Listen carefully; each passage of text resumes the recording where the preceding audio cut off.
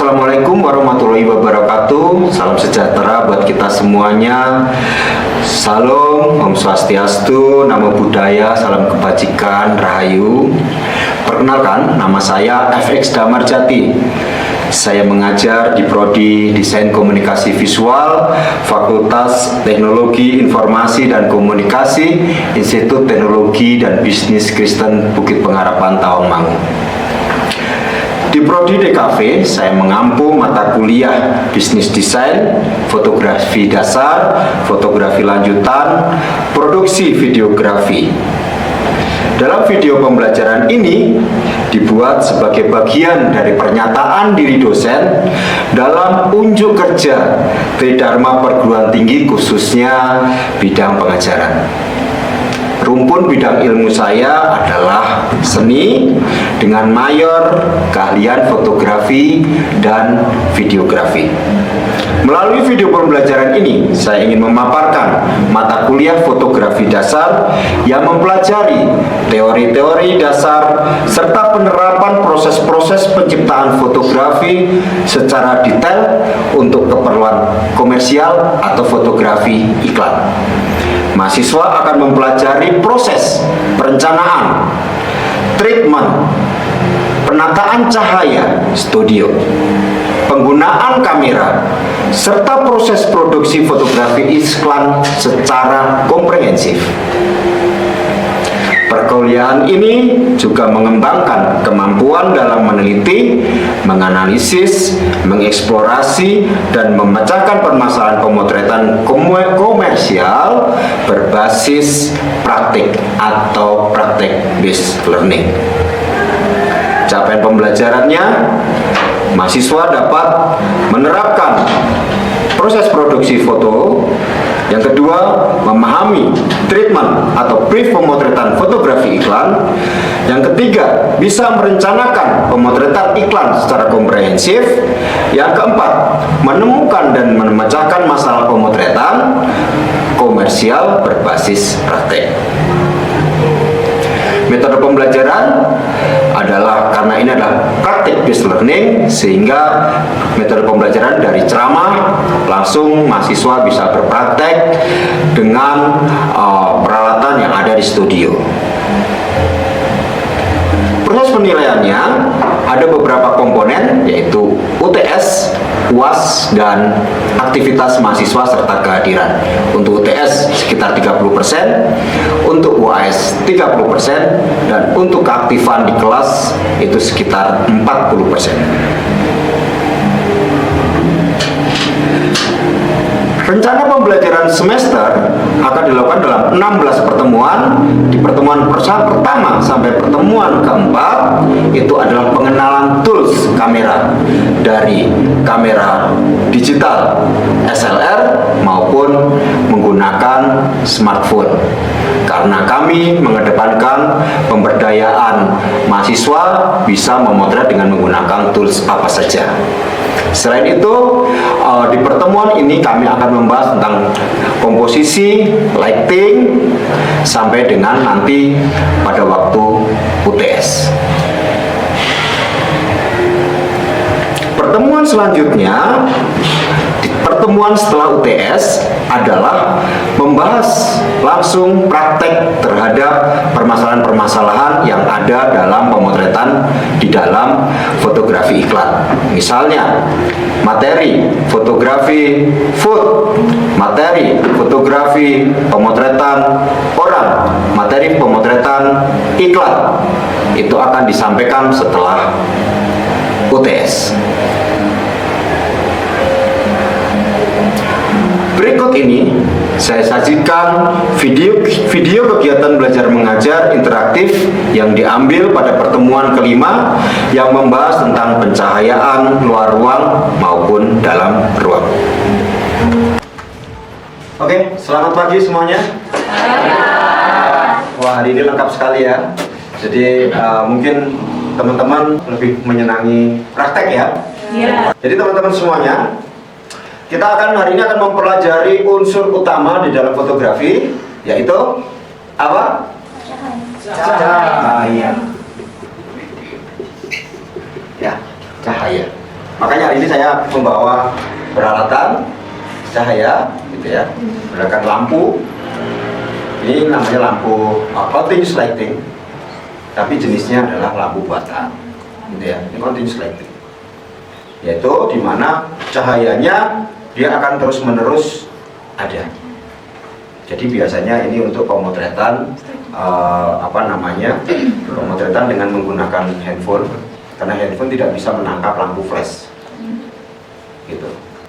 Ataupun bisa kalau misalnya kita mau bikin videografi, gitu ya, bikin video, karya-karya video, ya menggunakan lampu-lampu continuous. Karena kalau lampu flash tidak bisa ditangkap oleh kamera-kamera video, atau mungkin tidak bisa ditangkap dengan menggunakan kamera handphone. Saya tidak mempermasalahkan untuk toolsnya, ya teman-teman nanti bisa menggunakan kamera DSLR yang kita punya. Jadi teman-teman nanti bisa pinjam untuk praktek. Jadi minggu depan kalian sudah akan praktek terus. Kalian dipersilakan bisa untuk pinjam dari kampus kalau misalnya tidak punya kamera. Tetapi saya juga tidak menutup kemungkinan kalian bisa mencoba pemotretan dengan menggunakan smartphone atau handphone, gitu ya. Karena kita sudah bahas kemarin ya, pemotretan dengan menggunakan kamera DSLR dan kamera handphone, ya kan? Unsur penting, nah ini saya ulang sebentar. Unsur penting dalam sebuah kamera apa saja? ISO. Terus white balance, shutter speed, ya. Lalu depth of field, lalu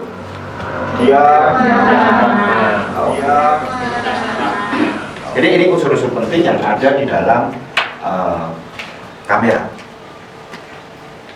Di dalam smartphone pun juga ada ini.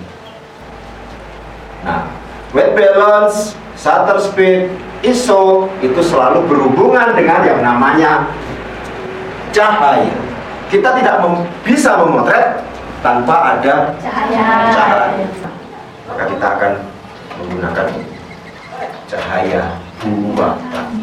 Nah, kita karena sekarang teknologinya sudah berubah, kita harus menggunakan cahaya perekaman-perekamannya sudah dengan teknologi-teknologi yang tinggi dan menghasilkan ISO yang tinggi, maka tidak perlu sekarang pemotretan dengan menggunakan lampu flash. Untuk area pemotretan ya tidak terlalu jauh ya, tidak terlalu lebar ya, segini untuk pemotretan UMKM, bahan UMKM atau makanan atau pack shot gitu, ini sudah sangat cukup. Kalian punya produk-produk yang bisa dibawa dan dipotret di sini dengan menggunakan. Di sini pun kita juga sama. Jadi kita bisa mempraktekkan misalnya seperti ini, ya, nih. Ini cahaya apa? Samping. Samping. Yakin? Yakin enggak? Yakin ya? Ini cahaya samping. Cahaya yang main light-nya, cahaya utamanya datang dari samping objek. Gitu. Tapi ini jelas kualitas cahayanya hard lighting. Cahayanya keras. Ya kan? Pori-pori saya akan muncul nih. Tetapi kalau biar tidak muncul, maka kita bisa kasih ini diffuser, taruh di depan sini, soft ya. Ini jadi soft lighting, hard lighting,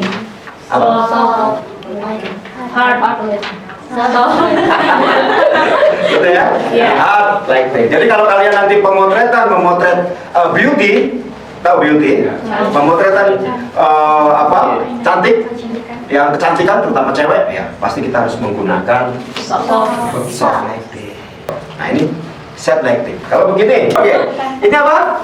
Cahaya depan. Cahaya dari depan. Main lightnya, cahaya utamanya dari depan objek. Ya, oke.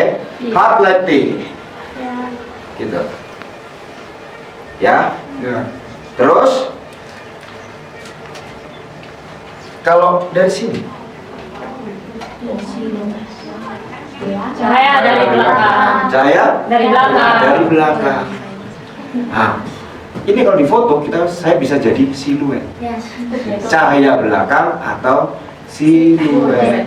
Jadi gelap ya. Iya. Tapi kalau motret siluet nggak bisa kayak gini, nggak ada konturnya. Jadi motret siluet itu seperti ini. Nah, karena tinggi saya adalah ini ya, kita bisa mainkan Tinggi. Iya. gitu ya, segini ya. Iya. Ini. Terus. Nah, siluet nggak? Gelap nggak muka saya? Gelap. Enggak salah, Pak. Hah? Oh iya. Dari sini ya? Iya. Ini kalau motretnya dari sana, jadi setting. Kalau motretnya dari sana, jadi iya backlighting atau Iya. siluet. Begitu ya? Ya. Gelap kan ini? Iya. Ya. Gelap. Gelap. Atau beginilah. Iya, gelap. Gelap ya? Nah, biasanya sini ada konturnya.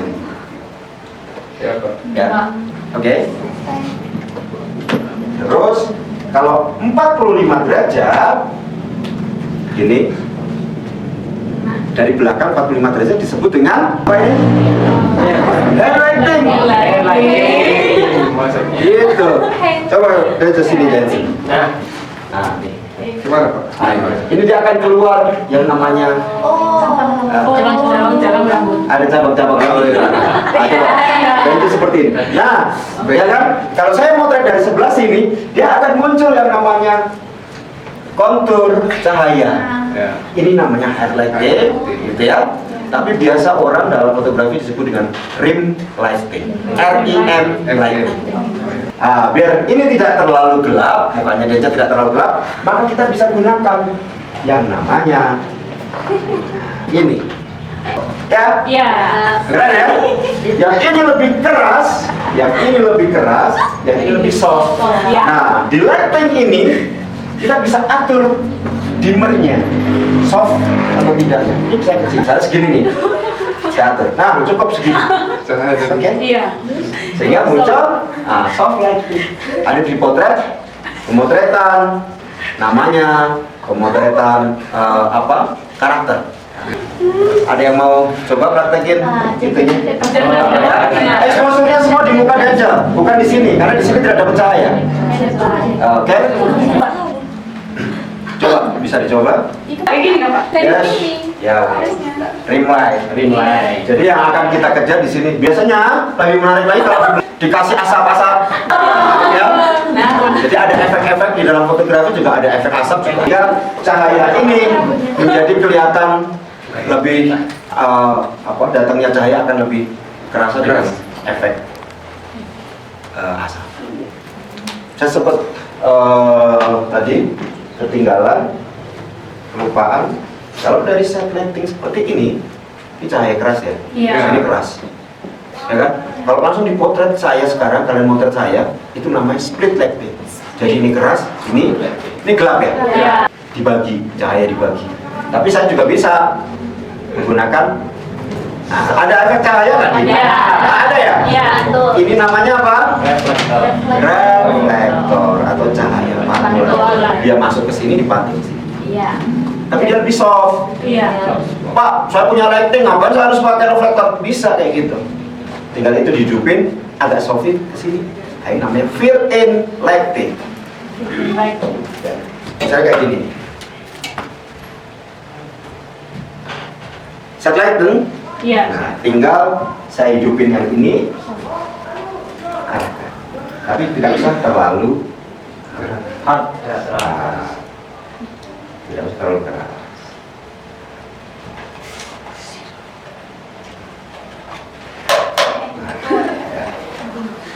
Tidak usah terlalu keras. Nah, tidak menjadi split lagi. Set light. Biasanya di sini jadi gelap ya. Nah, tinggal kata lightingnya aja. Gitu. Agak lebih redup. Bisa. Gitu ya. Jadi ini cahaya derajat Kelvinnya hampir sama, sekitar 5.300 derajat Kelvin. Sehingga dia kategori cahayanya ini adalah cahaya daylight. Seperti cahaya terang hari. Tengah hari bolong itu daylight. Cahayanya cerah, mataharinya keluar, wah langitnya pasti akan bagus sunsetnya. Kuningnya juga akan kelihatan kuning banget gitu, golden lighting namanya, golden light. Ini bisa, kita bisa membuat golden lighting dengan mika. Jadi kita punya kalian tahu mika? Mika untuk sampul, sampul kuku atau sampul apa gitu, jilitan gitu. Nah, taruh di sini, ada dari kuning. Taruh merah, jadi merah. Taruh biru, jadi biru. Gitu. Ya, sehingga kita bisa aplikasikan itu menjadi sebuah eksperimen, ya teman-teman ya. Jadi dalam fotografi itu yang dibutuhkan adalah eksperimen. Jadi tidak bisa set lighting itu hanya sekali dipakai terus untuk pemotret, bisa saja kita rubah-rubah. Oke. Jadi hari ini kita juga akan belajar pemotretan benda. Nah, ini saya kasih gelap, dominan gelap, maka disebut apa? Ada Haiki, ada Logi. Wah, beda aja kan? Ya, jadi kita akan pemotretan dengan menggunakan background yang dominan warna gelap. Namanya Logi. Kalau gelap itu ininya gimana? Nuansanya seram ya. Ya, gelap itu mungkin ya lebih seram, lebih misterius gitu ya. Berbeda kalau kita pemotretan. Nah, kita akan melakukan pemotretan packaging shot gitu. Jadi dengan backgroundnya. Tapi kalau teman-teman nanti pemotretan food, ya jangan. Food tidak banyak menggunakan background gelap. Ya, kecuali kalau objeknya warna-warnanya merah, menyala gitu ya. Terus menarik itu dibikin. Tetapi kalau untuk food, kebanyakan backgroundnya adalah warna putih, clean. Haiki. Gitu. Sebelum saya lanjut ke praktek, ada yang mau dipertanyakan? Silakan. Saya Pak. Ayo. Yang mau saya tanyakan Pak, bagaimana cara kita ini dengan smartphone? Oke. Bagaimana cara memotret dengan smartphone? Jadi smartphone kalian itu, ya, ada fasilitas kamera ya? Ada. Pasang di situ. Terus jangan lupa, yang pertama di setting adalah ISO-nya di set dulu di situ. Ditentukan. Minggu lalu sudah saya pelajari, sudah saya sampaikan ya, bahwa ISO tinggi digunakan untuk pemotretan Malam. ya cahaya-cahaya dulu. ISO rendah untuk yes, begitu. Kalau kayak gini, ya kita bisa menggunakan ISO sekitar 400-800 cukup. Terus jangan lupa yang kedua adalah memasang grid. Tahu grid? Tahu. Nah ini nih, semuanya ada ini di kameramu. Ya, ada gridnya ya. Pasang grid. Buat apa grid itu? Biar kita menempatkan objek komposisi yang kemarin minggu lalu sudah kita pelajari. Bagaimana komposisi? Kalau kita pemotretan objeknya hijau dengan ini, kelihatan nggak? Nggak kelihatan ya? Nggak kelihatan? Kelihatan sedikit ya? Nah, nggak dominan ya? Nah, terus bagaimana biar menonjolkan ini? Tambahkan lighting. Nah, kalau lightingnya di sini, lightingnya ke sana, padahal objeknya di sini, nyampe nggak lightingnya? Tidak. Jadi kita bisa atur lightingnya di sini. Nah, lighting itu makanya disebut karakter lighting atau karakter lighting yang berkarakter. Lighting yang berkarakter itu seperti apa? Oh, harus kita konsep. Oh, ini cahaya di sini. Saya pengen lightingnya ada di sebelah sini, yang sana lightingnya sebelah sini. Oke, kita terlalu tinggi ya? Iya. Kita bisa turun. Oke. Sana gelap? Kelas. Kita turun lagi.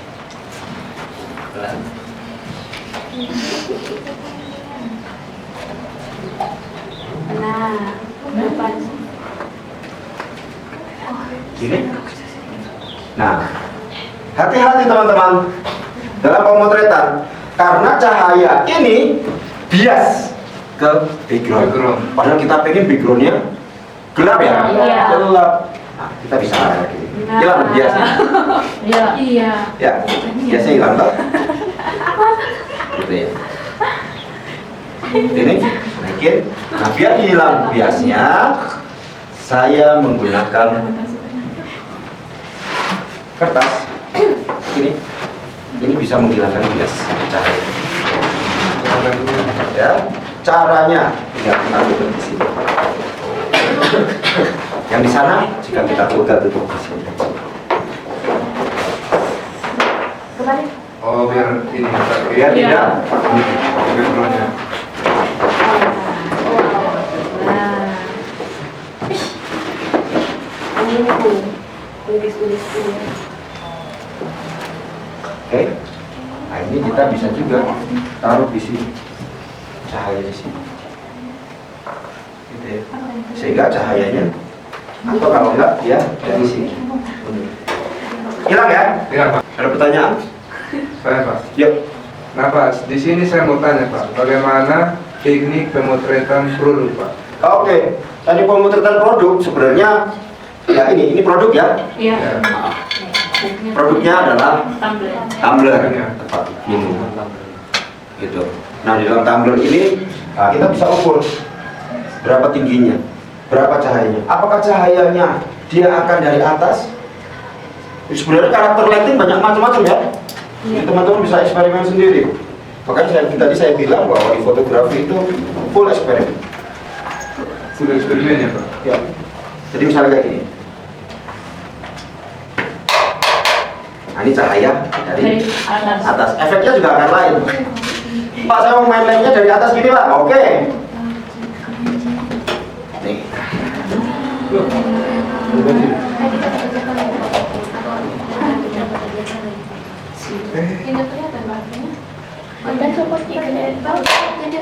Ah, misalnya kayak gini. Ya kan? Dari atas. Ya kan? Ini juga dari atas. Nah, jadi ini main light-nya dari mana? Ya dari dua ini. Dari dua. Karena dia membuat karakter lighting. Ya. Nah, saya gitu. Tuh. Tahu? Ini juga.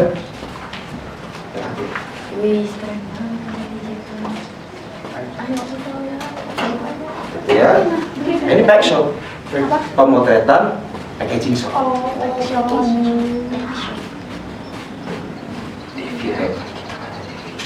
Dengan mainletnya dari mana? Dari atas. Ini hanya sebagai fill in, pengisi yang ada di sini. Nah, pengisi saja. Ini kecil pun nggak apa-apa pengisi. Jadi mainletnya dari sini dua. Ini. Ada pertanyaan lagi? Jadi kan itu ada pencahayaan ISO, ISO kan ada kamera. Bagaimana apa sih perbedaan dari Depovil sama Oke. sama si subspeed? Ya, ini karena ini objeknya, karena objeknya cuma satu ya. Jadi kita backgroundnya, jadi Depovil itu ruang tajam bahasa Indonesia. Jadi kalau kita pemotretan begini, ya, oke, backgroundnya blur, nggak akan kelihatan. Maka kita harus kasih apalagi satu objek pembanding di sini. Gitu. Kita bisa kasih objek pembanding apapun. Misalnya ini objek pembandingnya. Ya, ini objek pembanding. Ini objek, ini Objek pembanding. background. Objek, depannya foreground, objek. Depovil ada dua, Depovil sempit dan Depovil luas. Kalau di dalam pemotretan di studio biasanya pemotretan Depovilnya sempit. Ya, ini bisa dibikin Depovil sempit sekarang karena ada perbandingan objek. Tapi kalau begini, ya nggak bisa.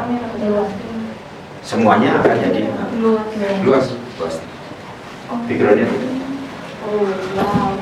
ya, Iya. paham? Paham. Jadi besok pada waktu kalian praktek, sendiri, silahkan ditata lightingnya. Mau main light-nya kayak apa?